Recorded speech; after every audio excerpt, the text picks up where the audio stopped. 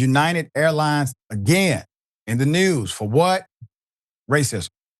Let's put it full mass. United Airlines uh, logo here.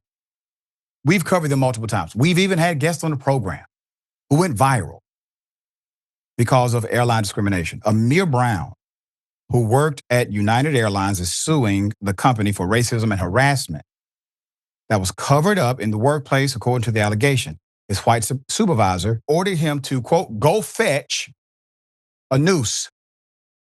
And investigations were not conducted when another employee was fired for the use of the N-word. That's a no-no. Former black employee for United Airlines at its Denver International Airport hub alleges in a new lawsuit that numerous cases of racism and harassment in the workplace were covered up, never addressed. Amir Brown, 31, recalled one such incident when a white supervisor known as Fast Eddie here, ordered another black worker to go fetch a noose. Fast Eddie was eventually fired. The lawsuit obtained by Atlanta Black Star states, but there was no investigation into the use of the racist trope or of another employee who was terminated after yelling, not saying, not repeating, but yelling the N-word in the terminal break room. In his complaint, Brown said that it was typical of how problems were handled by United. Brown is not the first non-white employee to report discriminatory behavior at the airline's Denver hub. In January, a Mongolian-born employee received $99,000 after he endured constant racial slurs and was physically assaulted on the job. That's illegal. You cannot physically assault anyone, anywhere, at any time, period, legally. All right. So Brown began working at the airline around March 2017. He was promoted twice, and according to his suit, was consistently recognized for performance or high performance. He said he worked between 70 and 100 hours a week. Soon after transferring from Newark to Denver, Brown noted a, quote, work environment and culture that enabled racism towards black employees, end quote, the complaint alleges. Instead of properly reporting the conduct to supervisors and firing those engaging in unlawful and disrespectful behavior, the airlines knowingly allowed the conduct to continue, and by not properly investigating such behavior, enabled it to occur according to the allegation. The harassment was frequent and notorious in nature, according to the suit.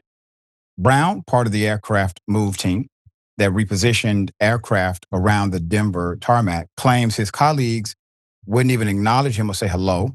White members of the team, quote, refused to partner with him on assignments, end quote, a potential safety hazard. Brown, one of the two people of color on the team, said his supervisors were aware of his segregation and exclusion, but did not do anything to remedy it. Brown felt increasingly isolated and distressed and believed his colleagues were trying to make working conditions so bad that he would quit.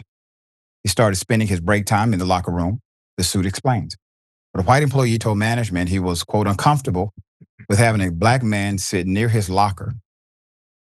Quote, not just having an employee near their locker, they specified black man near their locker.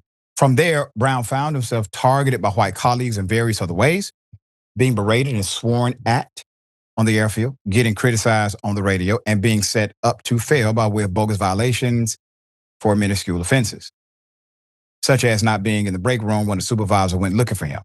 That did not result in any penalties for non-black workers who committed similar infractions, and according to the complaint. So obviously, if true, the allegations are quite detailed and horrendous. Most companies have a lot of leeway. They have a lot of leeway. If an employee engages in racism and they do their due diligence to investigate and to properly deal with that employee, and they vetted the employee where there's not a negligent hire issue, it limits the liability of said company legally. It limits their civil liability. But when there's consistent,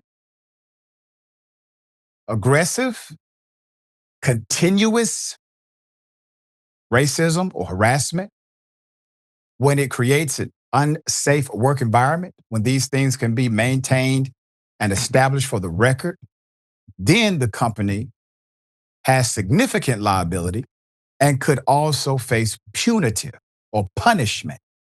Punitive damages can be rewarded by the jury. So by their failure to follow policy and protocol, they have likely created even a worse nightmare. This story is developing. We'll bring you updates as it comes. Dear brother, thoughts? What stuck out the most to me here, Dr. Richey, is yes, there's the offensiveness and the racism. And I mean, clearly it seems like a widespread problem over at United.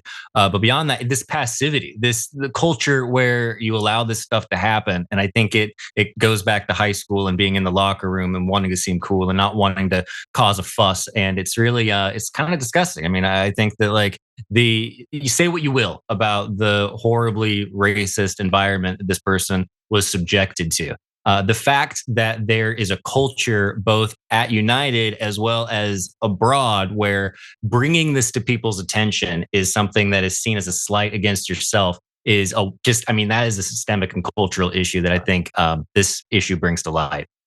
That's right. And a lot of times you will find the reason why the supervisors didn't do anything is because they are connected to the culture of racism, Yep. even if they're not actively engaged in overt racism.